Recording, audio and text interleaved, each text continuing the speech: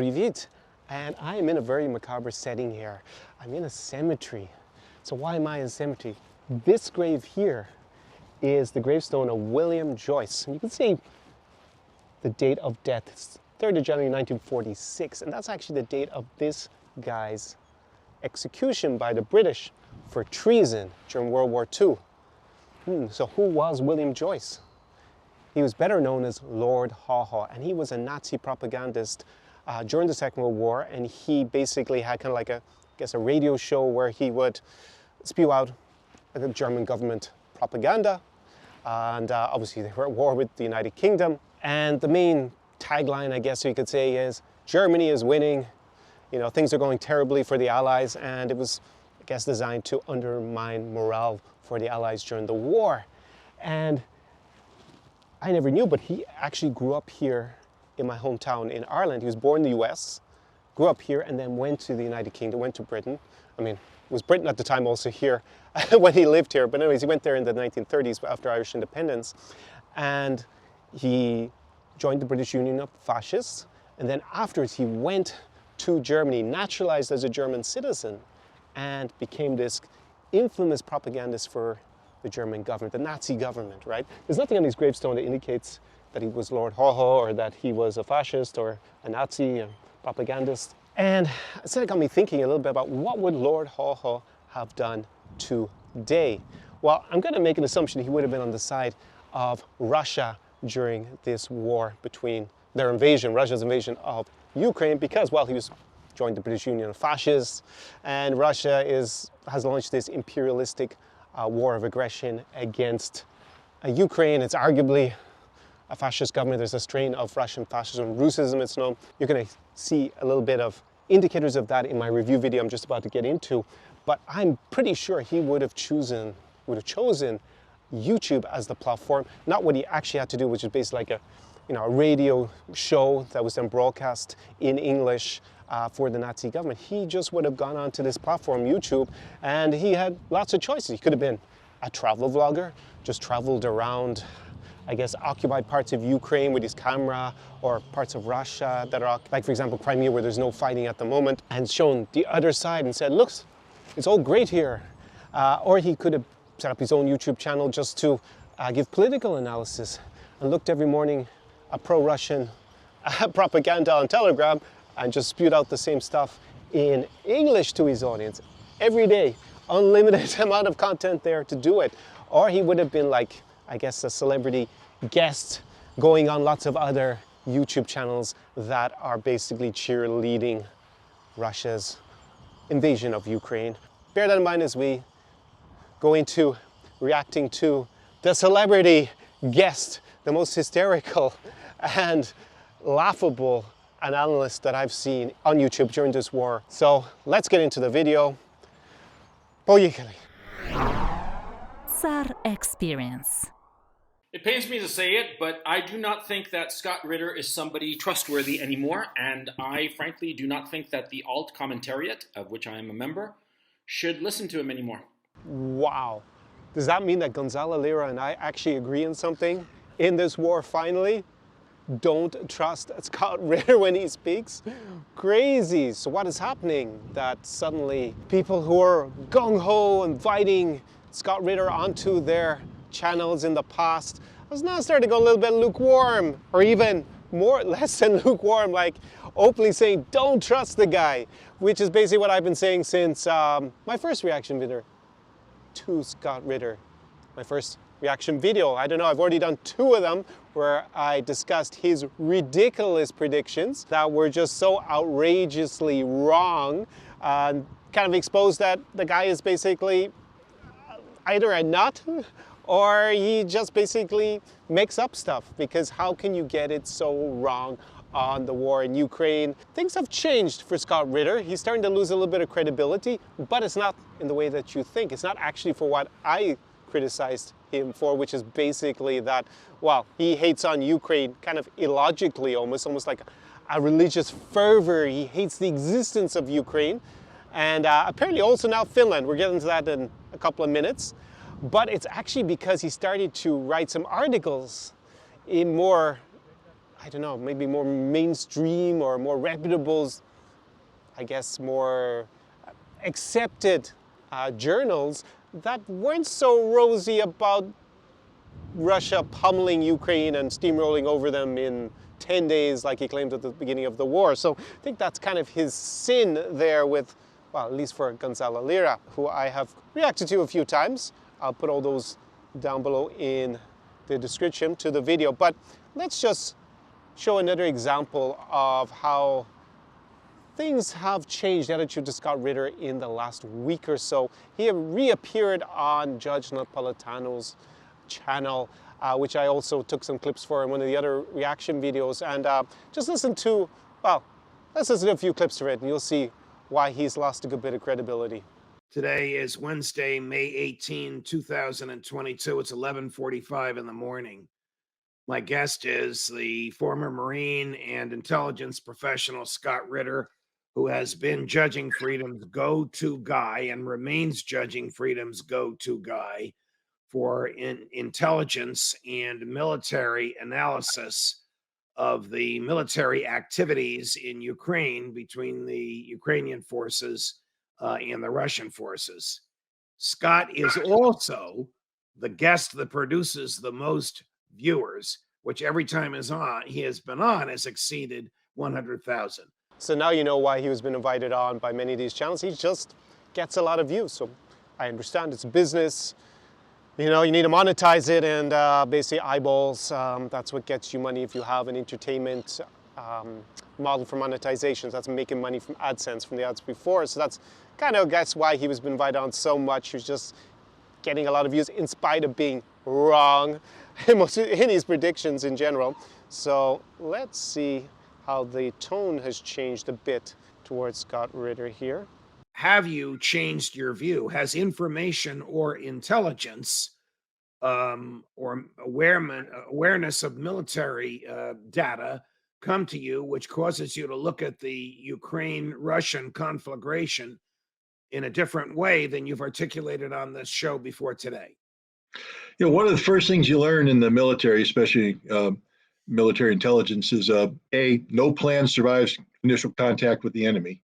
So here you see that the tone is very different to the earlier interview appearances by Scott Ritter on channels, not just on this channel with Judge Napolitano, but in many of them. Less enthusiastic, shall we say. It's a bit more like a school principal calling a errant pupil into the principal's office, I think, to give him a bit of a, ask for some explanations, like you were telling us basically on, I'm not sure if it was actually Judge Napolitano's channel, because there's so many crazy interviews. He was doing so many, Scott Ritter, where he's claiming like that basically, I think it was around day 49, that within days there would be 5,000 to 10,000 Ukrainian POWs per day.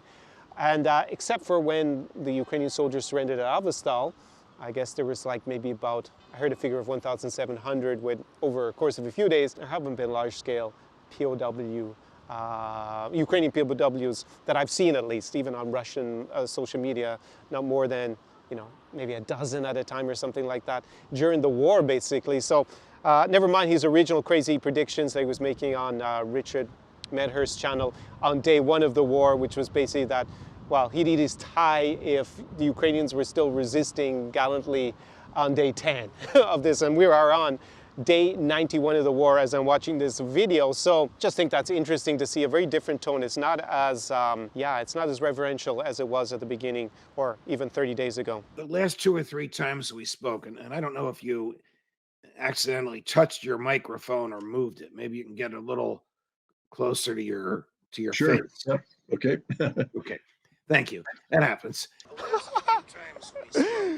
He's not really that enthusiastic about having him on, it seems. It's a bit rude to him, to his guest. But, you know, he's going to get him a lot of views, as he said at the beginning, so he's got to kind of tolerate having Scott Ritter back on again. You were critical of the American government for supplying material to the Ukrainians, which effectively extended the war, resulted in needless deaths of Ukrainian civilians and Ukrainian soldiers, because the ultimate outcome would be a Russian victory anyway. Is that a fair summary of what you said, Scott?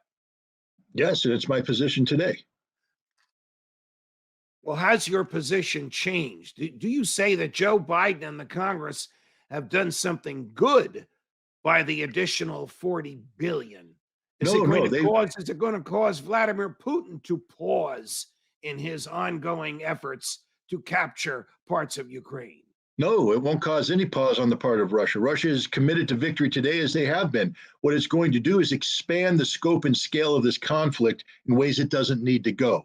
It's going to lengthen the suffering of the Ukrainian people. All right, I'm going to stop it there. You can see the tone again from Judge Napolitano, not exactly very supportive of Scott Ritter. And that's the typical response of people who are basically calling on Ukraine to effectively surrender, because Russia wants them to surrender to their terms.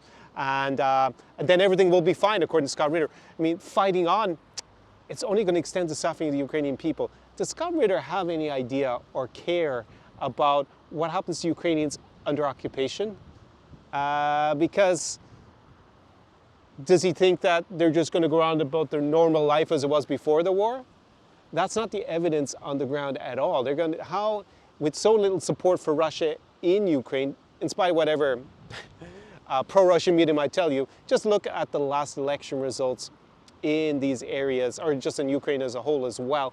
For a proxy about how people feel about Russia, the pro-Russian party's got 18% in the country, and in those areas that they've attacked and in large part just sacked, like Mariupol, they were getting normally somewhere around maybe high 20s, maybe low 40s in general in the voting. And that was before Putin went on TV 2 days before the war and basically told Ukrainians you're not allowed to be independent of Russia and your country's borders are illegitimate, and then started bombing the crap out of them. So, you know, the feedback I've gotten from people who were more friendly towards Russia, more supportive of Russia before the war, living in Ukraine, is that, well, they basically all, I'd say 90% of them flipped and were outraged by Russia. And so what happens to all those other people who don't want to be ruled by Russia, live in Ukraine? Do you think Russia's just like, oh, that's fine, you guys can just hang out here and, you know, potentially arm yourselves and do a partisan army? Of course not. There's going to be massive oppression. And there's a lot of evidence of that. And I actually get feedback from people who are there on the ground, who have either relatives in those areas that are occupied, or even I've talked to people who are there themselves, who used to be a lot more pro-Russian than they feel now, because now they can't leave if they're men, for example. They're basically trapped there. There's a lot of people being press ganged into the Russian military and these militias, or they're being sent off to work somewhere else, or been sent to Russia, and no one hears from them for a long time, if ever again. Hopefully that won't turn out to be the case, but you know, it's not like if Russia takes over and then everybody's like, whoa, we're in Russia now. That's not what you're seeing at all happening, and that's not what's going to happen if Russia wins the war. And, you know, on day one, Scott Ritter was gloating about how basically millions of Ukrainians, especially from the west of Ukraine, were going to have to leave Ukraine forever, right? He just saw it as great. Those people have to leave and flee and never come back to the country. So basically he sees at best the future for Ukrainians as having to flee and live as refugees in another country. He seems fine with that. And of course, if the West acts to stop that happening, like maybe Ukraine getting Russians to go home because their invasion is illegal and unprovoked,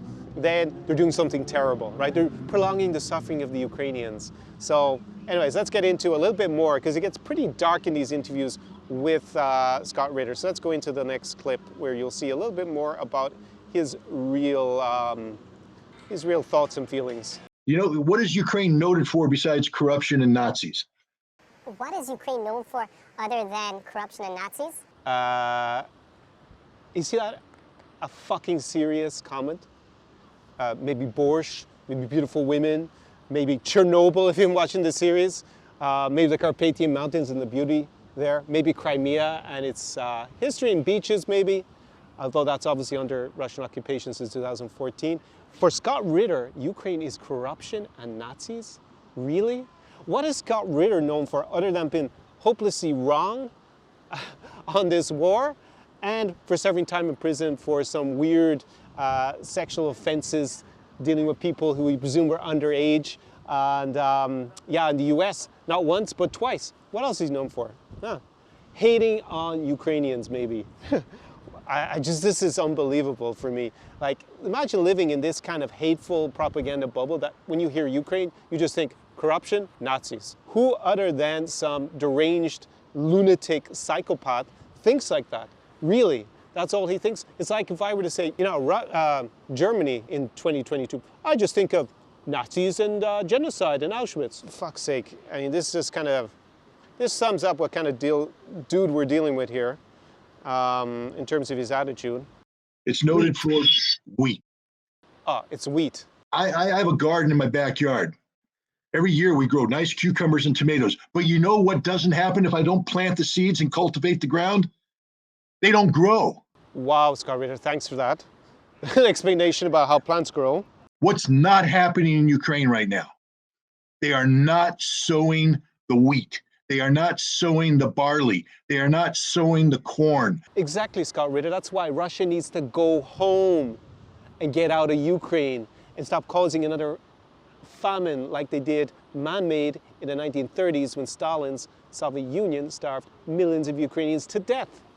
And this time, from what we understand, because Ukraine was planning to export so much of these cereals, it's going to cause problems with food in other parts of the world as well. So it's not just going to be a Ukrainian famine, it will be possibly a worldwide one. Well, not a famine entirely, obviously, but across the globe, but it'll definitely push up food prices and, a lot of people will suffer.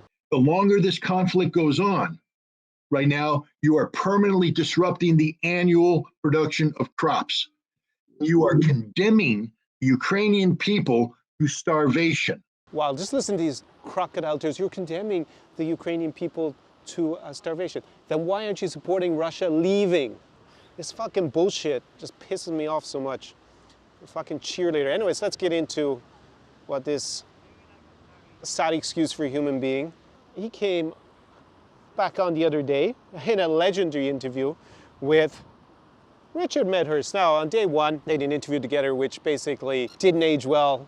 It didn't age well by about day 3, never mind day 91, where basically he was gloating about the destruction of Ukraine. Just really repulsive stuff in this context of a horrific war. So let's see how he feels on day 91. Back with Richard Medhurst, who never really seems to understand most of the geopolitical stuff about why NATO exists or wants to accept why it exists. It's Scott Ritter.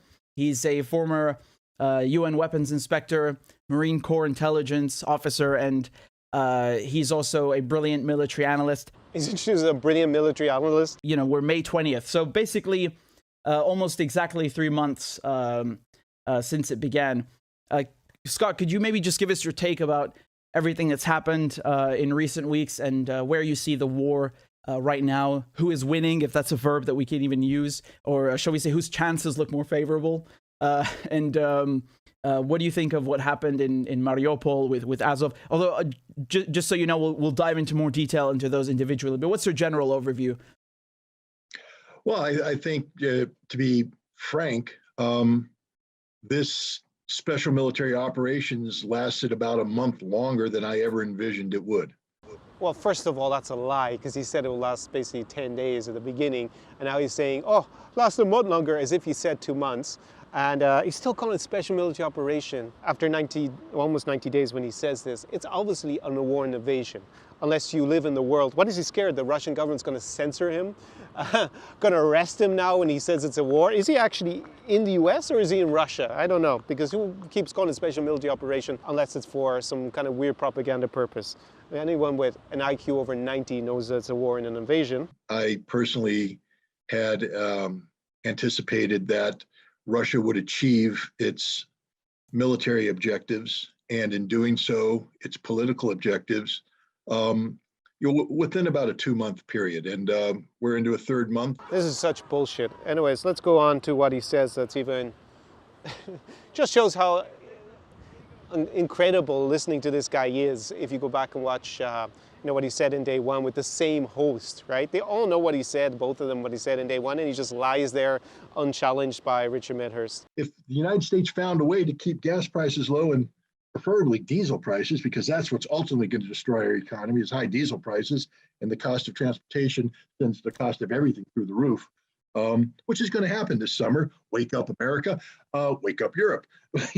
But no, that's what gets us mad. Not sending $40 billion to a Nazi regime without any accounting. There he calls Ukraine a Nazi regime.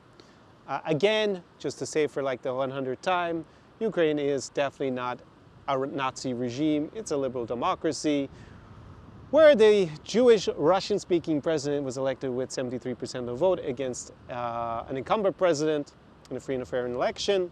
And yeah, it's just not run by Nazis. It's just too stupid. And it's pretty much the same thing that I criticized in the redacted reaction video, which is the last video I did, where there's this constant framing of either Ukrainian government, Ukrainian soldiers, or the Ukrainian people as Nazis or Nazi-led. Kind of dehumanizes them. And you got to remember that just tens and thousands of people have been killed in Ukraine, and we're in day 91. Who knows by the time this war ends what the final death toll will be.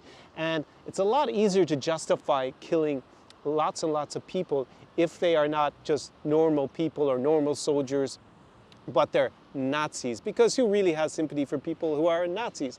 Well, unless you're actually a Nazi yourself, probably very little. So it's this whole dehumanizing of the Ukrainian people, nation, their legitimacy, that is basically a precursor to trying to annihilate them and justifying that as something good. And we're going to go into exactly now, you're going to get a taste of Scott Ritter's true feelings, not just about Ukraine, but actually Finland. The Finns forget their own history. They forget that they used to be part of Tsarist Russia. They forget that they fought their own civil war after declaring independence from Russia, a bloody civil war that was won by right-wing militaristic elements. They forget that they were hostile to the Bolsheviks, so hostile that in 1939, the Soviets said, you're too close to Leningrad. You're too close. We need you to back up a little bit. Oh, that's really that's so reasonable. You know, you guys who are against Soviet Union or against communism, you're a little bit too close to Leningrad. You guys need to back up. I.e., you need to give us your territory, Finland. Otherwise, we're going to invade you. So he finds it funny almost. We're going to exchange land on the Vyborg Peninsula that pushes you away from Leningrad. We're going to give you some land up here in the north. Please accept this, but we're very worried about your right-wing pro-Nazi nationalism being this close to Leningrad. There we go. Same BS kind of framing and justification, casus belli, that we see from Russia today in terms of its imperialistic ambitions. Soviet Union was just purely imperialistic, right? They had just invaded and annexed large parts of the Baltics and Poland in an alliance with, which country was it again? It was an alliance with Nazi Germany at this time. Just remember that. And they actually also told Romania at the time as well, you know, give us some of your territory, otherwise we're going to invade because you guys are just too close to us and you're a bit Nazi-like. But we're allied with the Nazis anyways. It's just such a, yeah. I mean, it's fine to talk about the political dynamics in which these things were happening, like did Finland had defeated basically an attempt to turn Finland into a communist country as well. Obviously Finland had seceded from the Russian Empire as it was at the time. So it's fine to talk about that and explain some of the dynamics, but to leave out the fact that Soviet Union just wanted to invade all these countries and seize it because it itself was imperialistic, even though it claimed to be anti-imperial, but that's basically the same things that they were doing. Anyways, let's see what else he says. It's just a bit out of left field that he's suddenly hating on the Finns. And the Finns said, stick it in your ear. And so the Soviets invaded. Oh yeah, because Finland should have just rolled over and given them whatever the Soviet Union wants. That's exactly the same framing as what people like Scott Ritter, not just him, say when they were talking about what happened before this war with the Minsk agreements. You know, Ukraine had a chance to avoid war. They should just give them Russia what they want. It's still what you hear from, well, basically people like Henry Kissinger at the moment, who more the kind of realist and international theory advocates. It's just like, well, Russia's big and you're kind of small relative, so just give them what they want. They'll end the war. That is a terrible idea, as we know from European history in the Second World War with Adolf Hitler. He's just like, yeah, Alsace-Lorraine, just let me the Ruhr Valley, sorry, let me just remilitarize that. That's all I want. Just let me reunite with Austria. That's all I want. Then it's like, just give me the Sudetenland in Czechoslovakia. That's all I want. Now I think I'll take all of Czechoslovakia. Appeasement is a terrible idea, right? In general, rarely works. A 3-month war called the Winter War. A lot of people have romanticized it, especially the first month and a half, where the Finns took advantage of Russian military mistakes and gave the Russians a bloody nose. But a lot of people forget the ending of that war. So there he describes what happens at the beginning of the Winter War when the Soviet Union invaded and they did get a bloody nose. Pretty similar actually to what's happened in Ukraine. Which is the Russians regrouped and were thrashing the Finns in the process of smashing through the vaunted Mannerheim line. And if they did that, they would have a free path to Helsinki and Finland would fall. So the Finns sued for peace and they gave the Russians the territory that Russia wanted. That should have been the end of the story, except in 1941, Finland then aligned itself with Nazi Germany and participated in the invasion of the Soviet Union, allowing Finnish soil to be used as a jumping off point for German troops. So eventually Finland, in spite of its staunch resistance, ended up having to have a peace treaty with the Soviet Union because they're worried about completely overrun. Well, if America had been pumping them full of weapons, probably they wouldn't have had to make that peace treaty, right? And this is why they hate so much that the West supports Ukraine and gives them weapons and gives them financial support, because they're not going to be forced into having to make such a crappy peace deal with Russia. That's just a precursor to them trying to take everything anyways, right? Because clearly if the West wasn't supporting Ukraine with weapons and financial support, then it would be a lot easier for Russia just to seize everything and move on to their next victim, which is probably going to be Moldova if they ever get that far. Then he says, and then they aligned themselves with Nazi Germany. But you don't seem to be criticizing the Soviet Union for being aligned with Nazi Germany before they got invaded by Nazi Germany in 1941.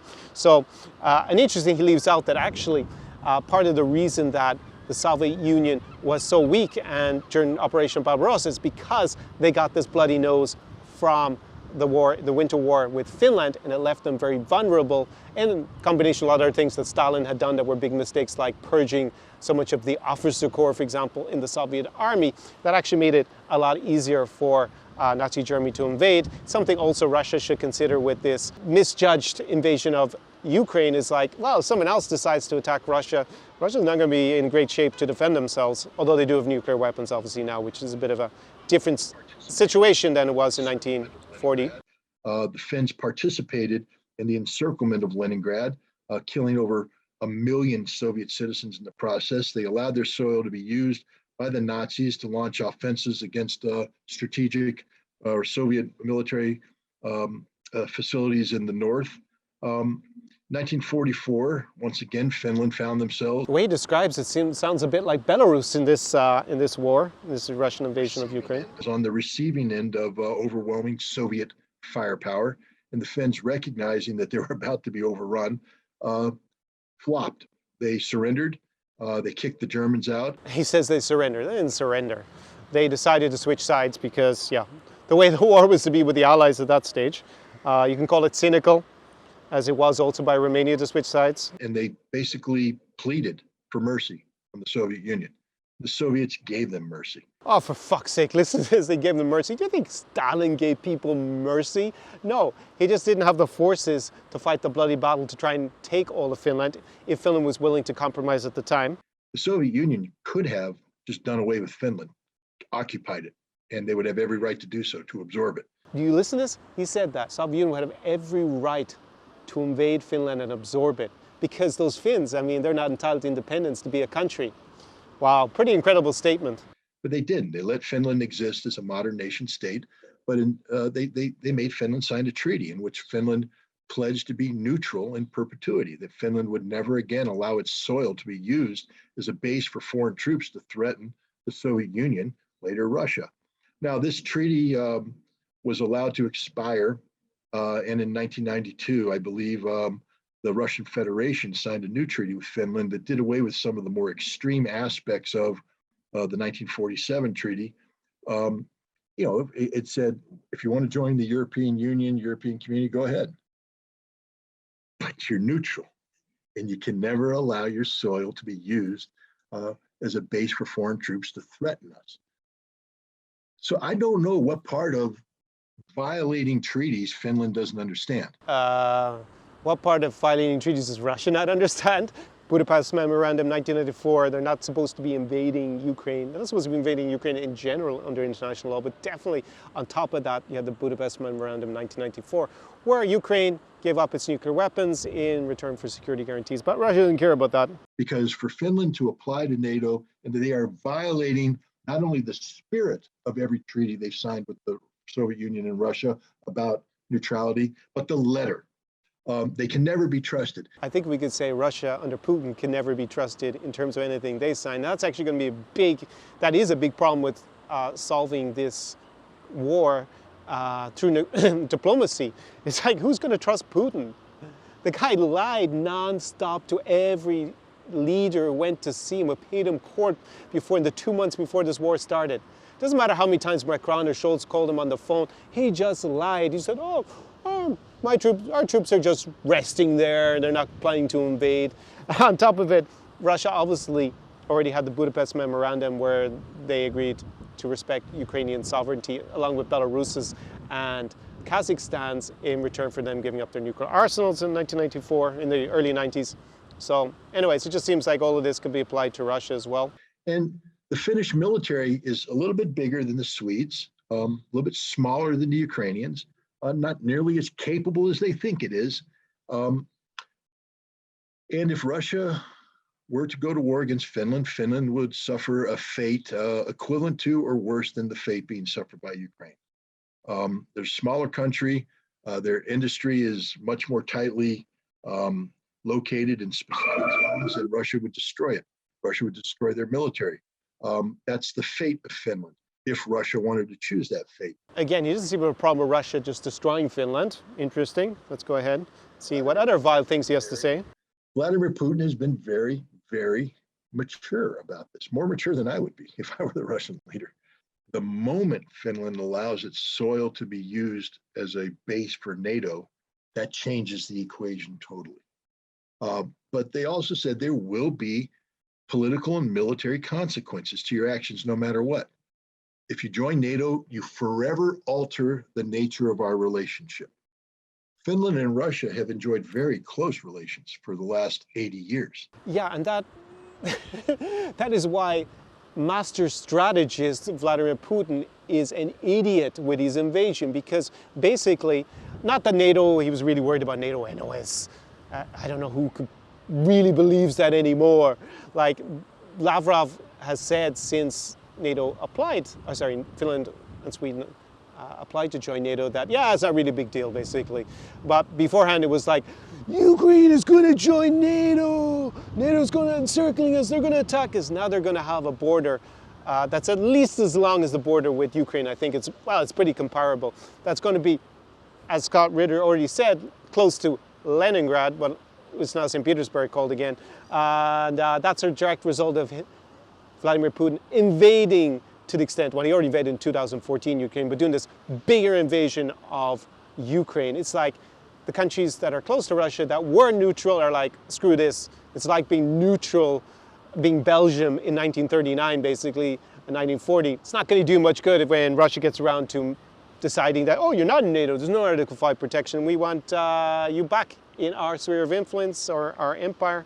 So yeah, that's the direct result of Putin and Russia's foreign policy. Why Finland would want to walk away from this is beyond me. So it's beyond Scott Ritter why Finland would walk away from peace deals with Vladimir Putin. Really, it's beyond you. You don't have the mental faculties to figure it out.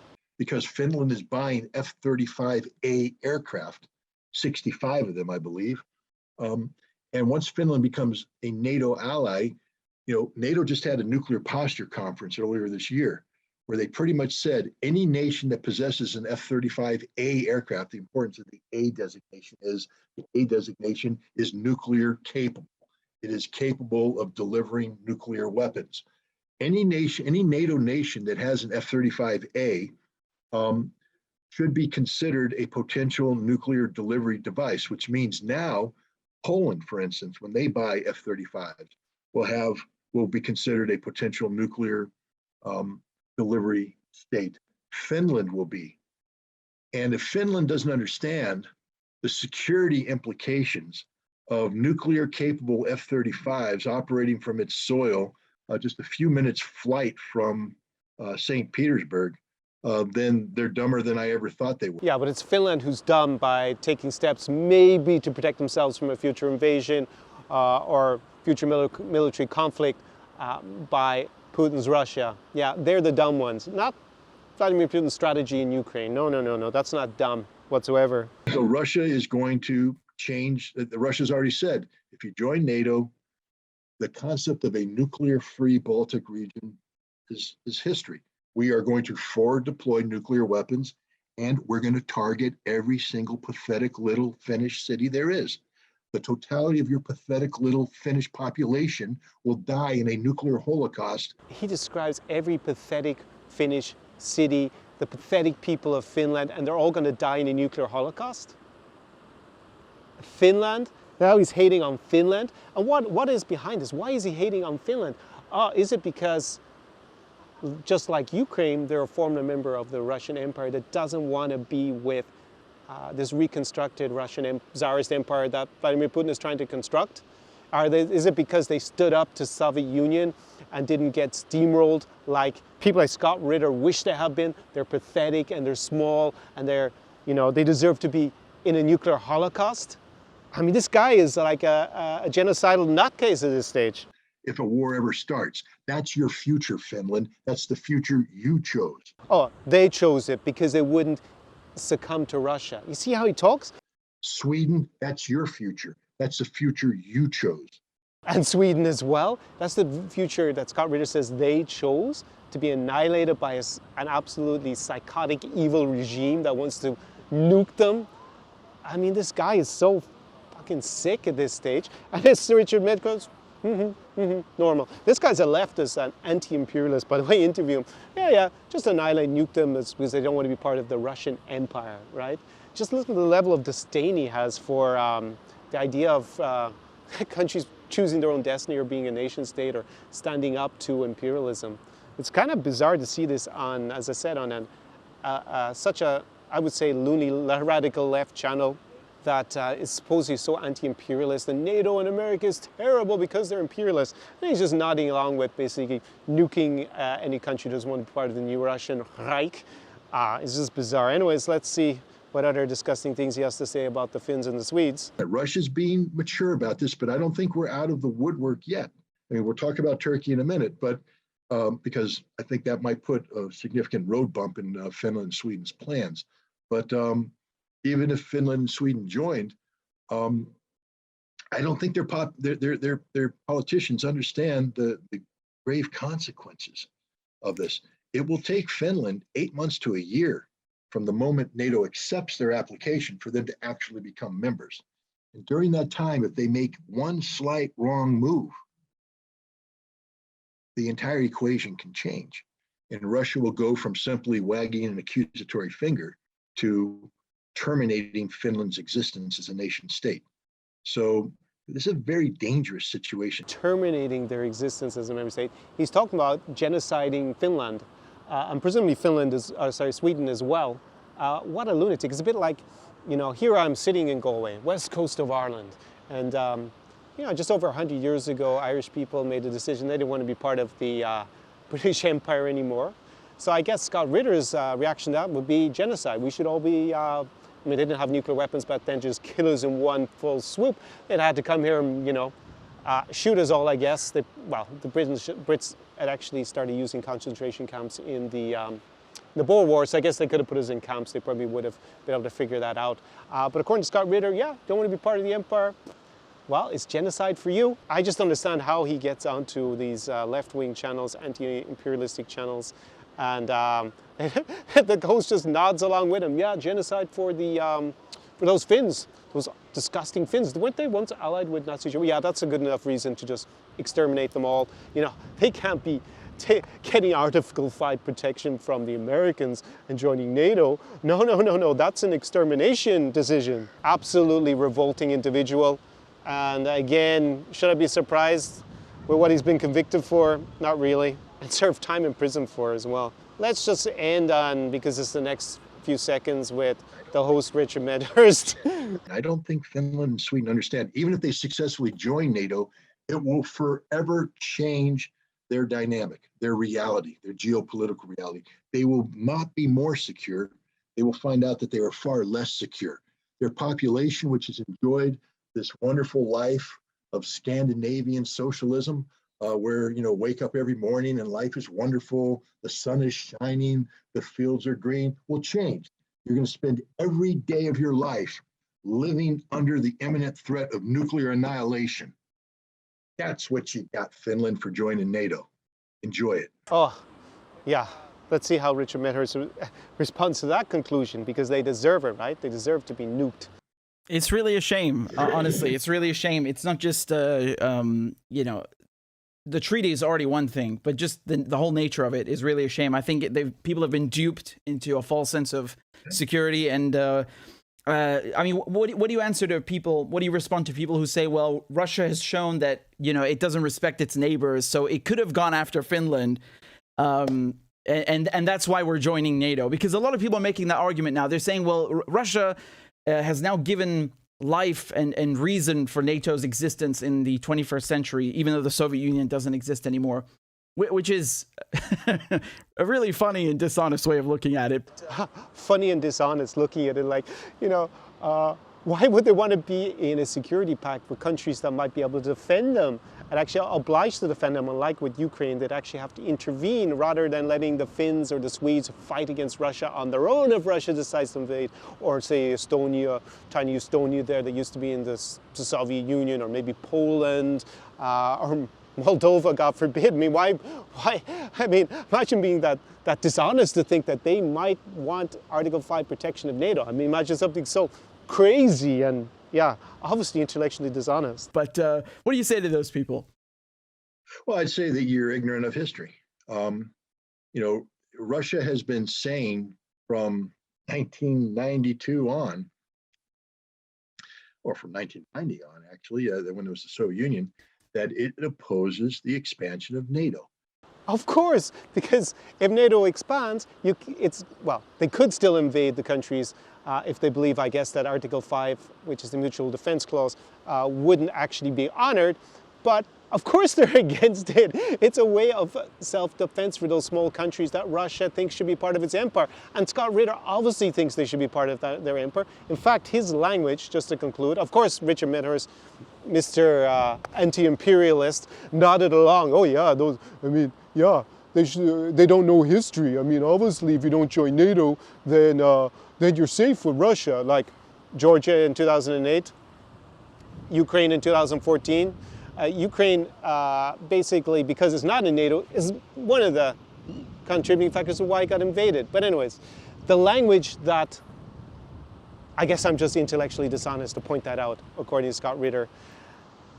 The language Scott Ritter uses actually in a lot of ways mimics the really extreme elements in the Russian elite in terms of wanting to basically genocide Ukraine, commit a genocide there. And actually a lot of the times it's only those really extreme people who talk about Finland, for example, because Finland used to be in the Russian Empire, and that, they kind of question whether it should be allowed to be independent of Russia. Now that's not, official government policy in Russia, nor is officially committing a genocide in Ukraine, but there are definitely elements, and you find them in the media, because basically Russia at this stage, there's no freedom of press.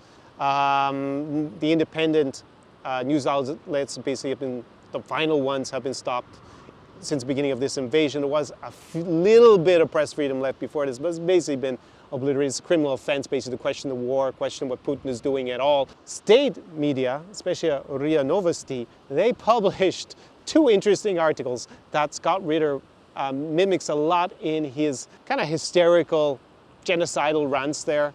And they are the first one that was accidentally published, it seemed, on about day 3 or 4. It was one of the first days after the invasion started. We obviously published this triumphal article about how Kiev had been returned to Russia, right? Obviously that didn't happen, and but they had pre-written it expecting that already in the first week or so Kiev would be under Russian control. Didn't turn out that way, but if you watch and I'll link it up above in the card down below in the description.